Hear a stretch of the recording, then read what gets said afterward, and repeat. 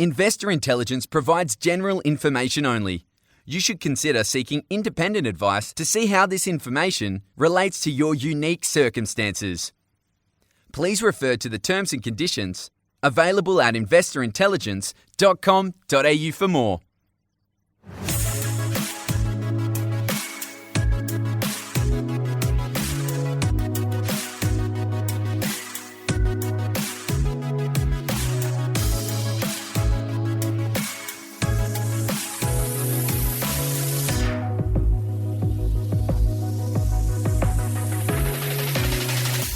Hello and welcome to this week's episode of Investor Intelligence, brought to you by the team at the Property Mentors. It's your weekly podcast for all things investment and hosted by me, Phoebe Sikowski-Wallace.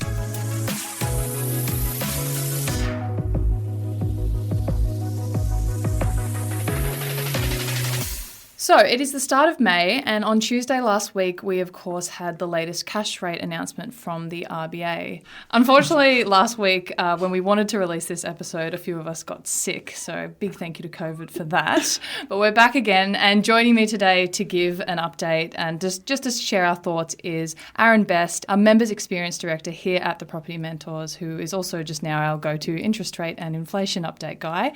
Welcome, Aaron. Thank you for having me back again. Oh, of course. Now, Aaron, last month the RBA put the cash rate on hold, which meant property investors and other mortgage holders were offered their first reprieve in almost a year. Now, they've gone and increased it again. It's now sitting at 3.85%. Did we expect this rise after the pause that we had? Actually, no. A lot of people were predicting that we would have another pause. The inflation rate has passed its peak. The RBA have confirmed that it passed its peak.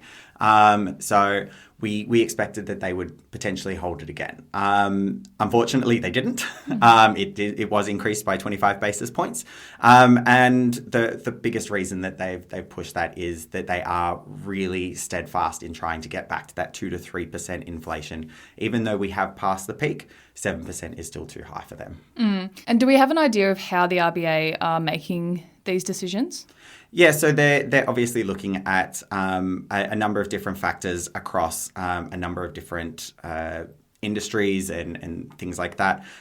They came out in their monetary policy decision this week, or last week, to say that goods price inflation is clearly slowing due to better supply and demand following the pandemic. But we are still seeing the price of services still very high and broadly based. That comes down to a lot of things such as our low unemployment rate. So a low unemployment rate may sound like a really good thing, but it means that it's much more difficult to hire people. So if there's not a lot of people who are unemployed, there's not a lot of people looking for work. And then when companies need to hire people, they have less of a pool of people to choose from, meaning that the people that do come to them will want more money. It means more wages, means more money in the economy, means more people are spending money, means higher inflation. So there's that kind of thing that's still hovering. That low unemployment rate is still driving a lot of their decisions. You actually shared a really great analogy with me last week on sort of how to paint a picture of all this, and it involves a parachute. But can I get you to explain that? Because I think it painted a really clear picture. Yeah, so realistically, as we know, the RBA is really trying to aim for that 2 to 3% inflationary rate. And the way that the biggest method of controlling that is the cash rate. And the thing is that if they are too hard and fast with the cash rate, we could overshoot that 2 to 3%. So having a high inflation is a problem, but also is low inflation. So if we overshoot that 2 or 3%, that can cause the opposite kind of issues for our economy.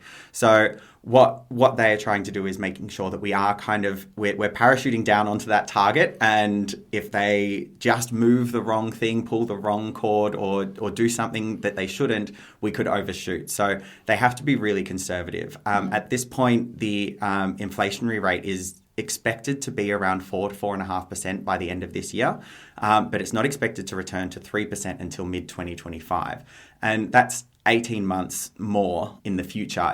18 months ago, the RBA was saying that we would still have a 0.1% cash rate. So to be able to predict 18 months in the future is a very difficult thing, and that's what they're really trying to be careful of. Yeah, no, thank you for sharing that. I think that's a great way to say it.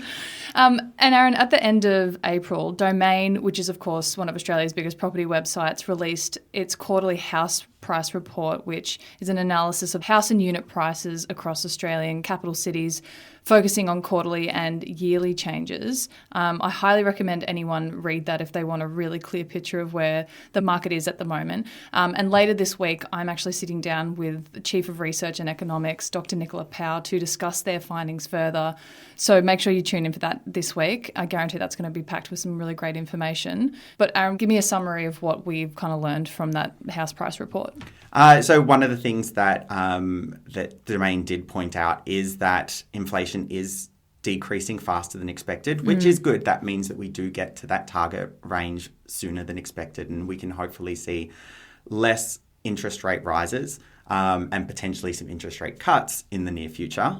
But one of the other things that they did show was that prices dropping for property has started to slow, or in some cases, for example, in Sydney, it started to go in the opposite direction and prices have started to go up again. So it really is starting to show that, okay, we did have that market correction following the boom that was the pandemic. And we did have some price drops over the last 12 months, but we are now pretty much on the very end of that, and we're about to see prices start to increase again. So it really is that kind of all those people who are waiting for the right time, that opportune moment. That was last quarter. Yeah. So if you want to get in there before everyone else does, you kind of have to start moving as soon as possible. Yeah, 100%. Thank you for that. And yeah, as I said before, we will be discussing this in further detail with Dr. Nicola Powell herself. So make sure to tune in for that.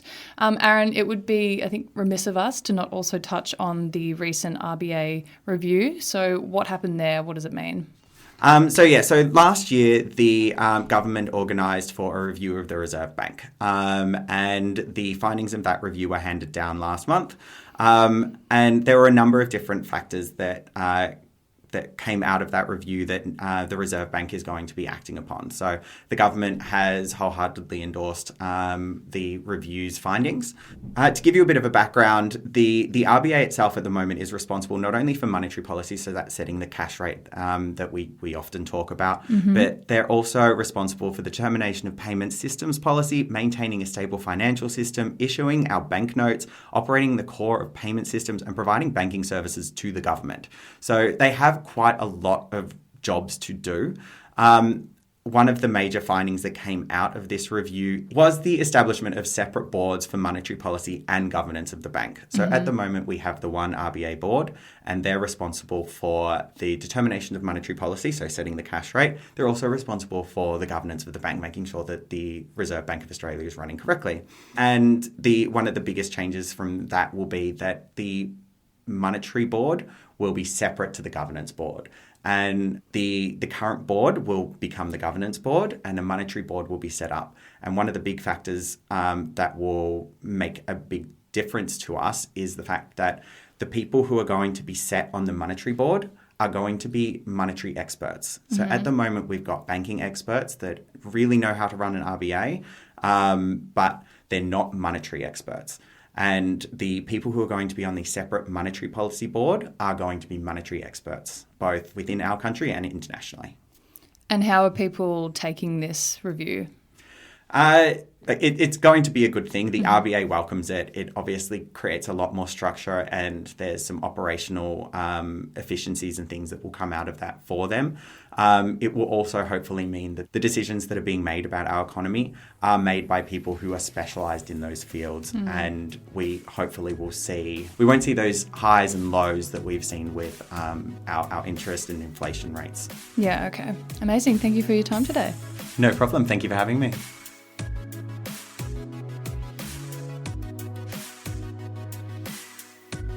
If you found this episode or any of our episodes helpful, please make sure to share and leave a rating to help us reach more people on their investing journeys. And of course, subscribe to be notified when new episodes drop. Make sure to follow the podcast on Instagram @Investor Intelligence Podcast. You can find links to our other socials in the show notes, including a link to the Property Mentors weekly blog. If you're ready to get your property portfolio in shape for financial freedom, check out Luke's latest book, Property Fit. You can get yourself a copy at www.propertyfitbook.com.au.